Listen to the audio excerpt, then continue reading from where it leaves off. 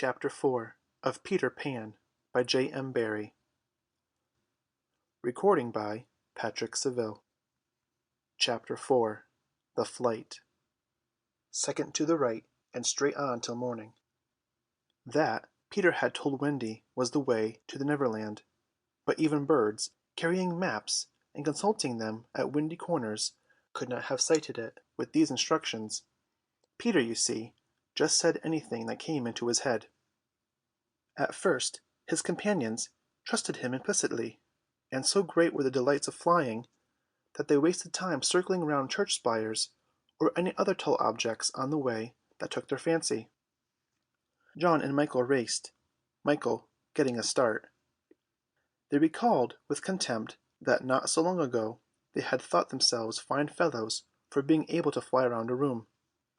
Not long ago, but how long ago? They were flying over the sea before this thought began to disturb Wendy seriously. John thought it was their second sea and their third night. Sometimes it was dark and sometimes light, and now they were very cold and again too warm. Did they really feel hungry at times, or were they merely pretending, because Peter had such a jolly new way of feeding them? This way was to pursue birds, who had food in their mouths, suitable for humans, and snatch it from them. Then the birds would follow and snatch it back, and they would all go chasing each other gaily for miles, parting at last with mutual expressions of goodwill. But Wendy noticed, with gentle concern, that Peter did not seem to know that this was rather an odd way of getting your bread and butter, or even that there were other ways. Certainly they did not pretend to be sleepy. They were sleepy, and that was a danger, for the moment they popped off, down they fell.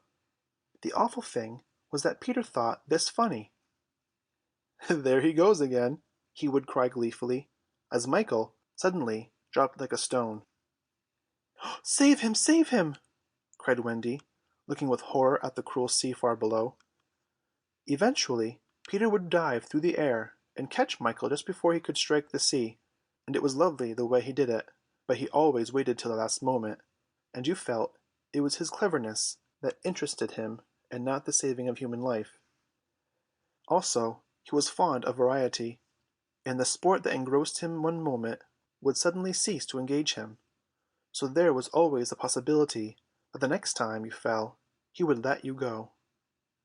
He could sleep in the air without falling, by merely lying on his back and floating, but this was, partly at least, because he was so light that if you got behind him and blew, he went faster. "Do be more polite to him," Wendy whispered to John, when they were playing Follow My Leader. "Then tell him to stop showing off," said John. When playing Follow My Leader, Peter would fly close to the water, and touch each shark's tail in passing, just as in the street you may run your finger along an iron railing. They could not follow him in this with much success, so perhaps it was rather like showing off, especially as he kept looking behind to see how many tails they missed. "You must be nice to him," Wendy impressed on her brothers. "What could we do if he were to leave us?" "We could go back," Michael said. "How could we ever find our way back without him?" "Well, then, we could go on," said John. "That is the awful thing, John. We should have to go on, for we don't know how to stop." This was true. Peter had forgotten to show them how to stop. John said that if the worst came to worst, all they had to do was go straight on, for the world was round, and so in time they must come back to their own window. "And who was to get food for us, John?" "I nipped a bit out of that eagle's mouth pretty neatly, Wendy." "After the 20th try," Wendy reminded him. "And even though we became good at picking up food, see how we bump against the clouds and things if he is not nearer to give us a hand." Indeed, they were constantly bumping. They could now fly strongly, though they still kicked far too much, but if they saw a cloud in front of them, the more they tried to avoid it, the more certainly did they bump into it. If Nana had been with them, she would have had a bandage round Michael's forehead by this time. Peter was not with them for the moment, and they felt rather lonely up there by themselves. He could go so much faster than they that he would suddenly shoot out of sight to some adventure in which they had no share. He would come down laughing over something fearfully funny he had been saying to a star, but he had already forgotten what it was. Or he would come up with mermaid scales still sticking to him, and not be able to say for certain what had been happening. It was really rather irritating to children who had never seen a mermaid. "And if he forgets them so quickly," Wendy argued, "how can we expect that he'll go on remembering us?" Indeed, sometimes when he returned he did not remember them, at least not well. Wendy was sure of it. She saw recognition come into his eyes as he was about to pass them the time of day and go on. Once even she had to call him by name. "I'm Wendy," she said agitatedly. He was very sorry. "I say, Wendy," he whispered to her, "always if you see me forgetting you, just keep on saying, 'I'm Wendy,' and then I'll remember." Of course this was rather unsatisfactory. However, to make amends, he showed them how to lie out flat on a strong wind that was going their way, and this was such a pleasant change that they tried it several times, and found that they could sleep thus with security. Indeed, they would have slept longer, but Peter tired quickly of sleeping, and soon he would cry in his captain voice, "We get off here." So with occasional tiffs, but on the whole rollicking, they drew near the Neverland. For after many moons they did reach it, and, what's more, they had been going pretty straight all the time, not perhaps so much owing to the guidance of Peter or Tink as because the island was looking for them. It is only thus that anyone may sight those magic shores. "There it is," said Peter calmly. "Where? Where?" "Where all the arrows are pointing." Indeed, a million golden arrows were pointing it out to the children, all directed by their friend the sun, who wanted them to be sure of their way before leaving them for the night. Wendy and John and Michael stood on tiptoe in the air to get their first sight of the island. Strange to say, they all recognized it at once, and until fear fell upon them they hailed it, not as something long dreamt of and seen at last, but as a familiar friend to whom they were returning home for the holidays. "John, there's the lagoon." "Wendy, look at the turtles burying their eggs in the sand." "I say, John, I see your flamingo with the broken leg." "Look, Michael, there's your cave." "John, what's that in the brushwood?" "It's a wolf with her whelps. Wendy, I do believe that's your little whelp." "There's my boat, John, with her side stove in." "No, it isn't. Why, we burned your boat." "That's her, at any rate. I say, John, I see the smoke of the redskin camp." "Where? Show me, and I'll tell you by the way the smoke curls whether they are on the war-path." "There, just across the mysterious river." "I see now. Yes, they are on the war-path right enough." Peter was a little annoyed with them for knowing so much, but if he wanted to lord it over them his triumph was at hand. For have I not told you that anon fear fell upon them? It came as the arrows went, leaving the island in gloom. In the old days at home the Neverland had always begun to look a little dark and threatening by bedtime. Then unexplored patches rose in it and spread, black shadows moved about in them, the roar of the beasts of prey was quite different now, and above all, you lost the certainty that you would win. You were quite glad that the night lights were on. You even liked Nana to say that this was just the mantelpiece over here, and that the Neverland was all make-believe. Of course, the Neverland had been make-believe in those days, but it was real now, and there were no night lights, and it was getting darker every moment, and where was Nana? They had been flying apart, but they huddled close to Peter now. His careless manner had gone at last, his eyes were sparkling, and a tingle went through them every time they touched his body. They were now over the fearsome island, flying so low that sometimes a tree grazed their feet. Nothing horrid was visible in the air. Yet their progress had become slow and labored, exactly as if they were pushing their way through hostile forces. Sometimes they hung in the air until Peter had beaten on it with his fists. "They don't want us to land," he exclaimed. "Who are they?" Wendy whispered, shuddering. But he could not, or would not say. Tinker Bell had been asleep on his shoulder, but now he wakened her, and sent her on in front. Sometimes he poised himself in the air, listening intently, with his hand to his ear, and again he would stare down with eyes so bright that they seemed to bore two holes to earth. Having done these things, he went on again.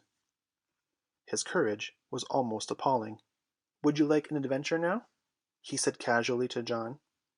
"Or would you like to have your tea first?" Wendy said, "Tea first," quickly, and Michael pressed her hand in gratitude, but the braver John hesitated. "What kind of adventure?" he asked cautiously. "There's a pirate asleep in the pampas beneath us," Peter told him. "If you like, we'll go down and kill him." "I don't see him," John said, after a long pause. "I do."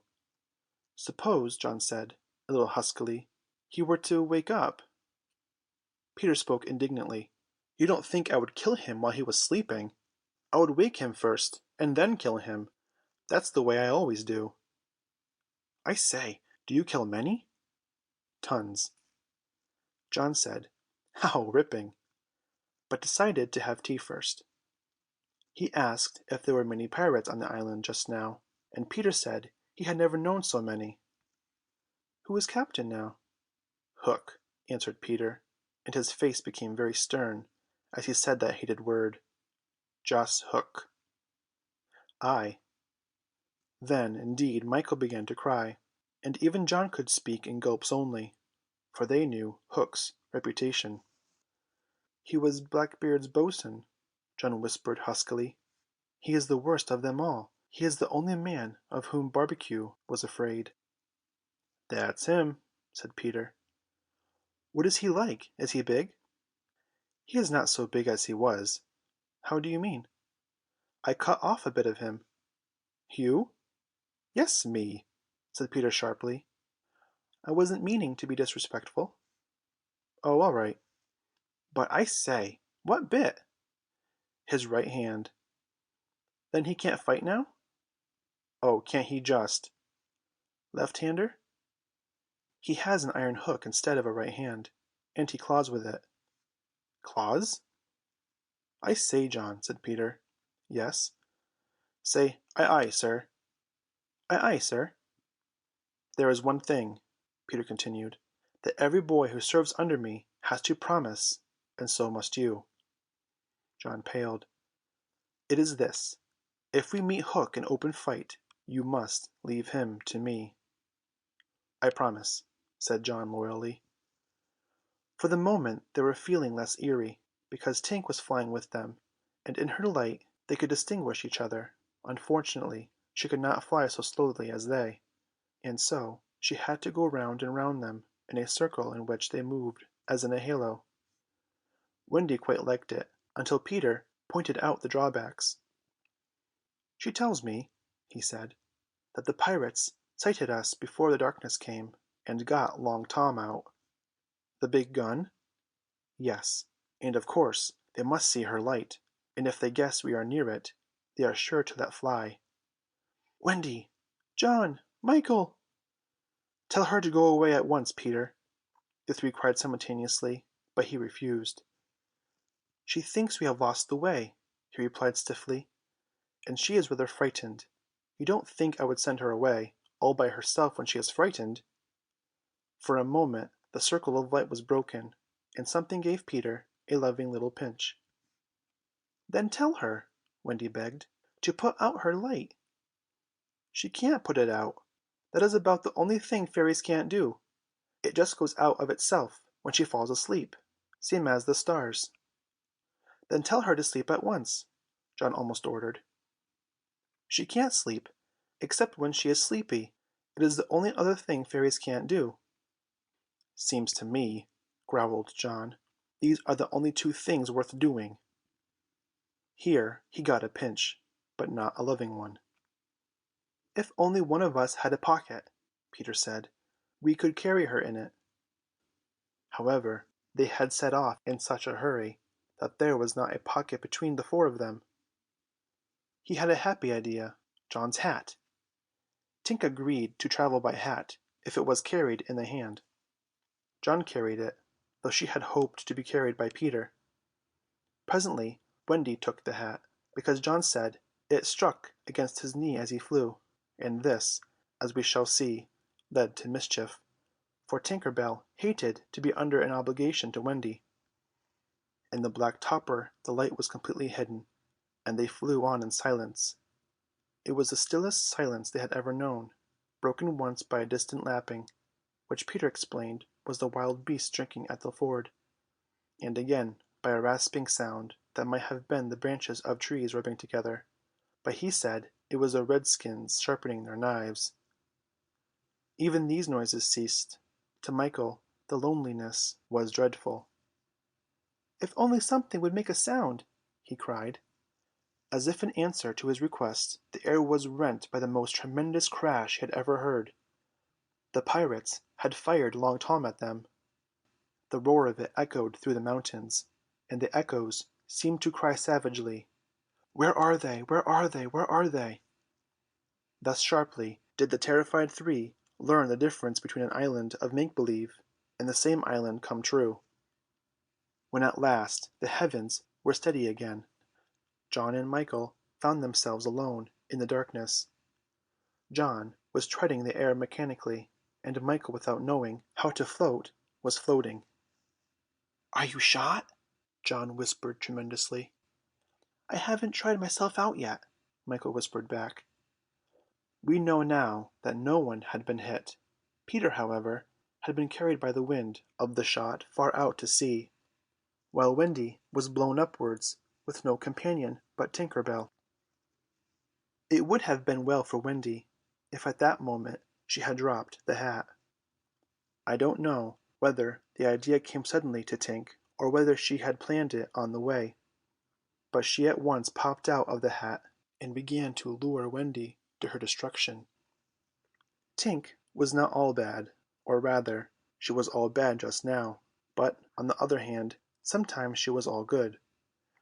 Fairies have to be one thing or the other, because being so small they unfortunately have room for one feeling only at a time. They are, however, allowed to change, only it must be a complete change. At present she was full of jealousy of Wendy. What she said in her lovely tinkle Wendy could not of course understand, and I believe some of it was bad words, but it sounded kind, and she flew back and forward, plainly meaning, "Follow me, and all will be well." What else could poor Wendy do? She called to Peter and John and Michael, and got only mocking echoes in reply. She did not yet know that Tink hated her with the fierce hatred of a very woman, and so bewildered, and now staggering in her flight, she followed Tink to her doom. End of chapter 4.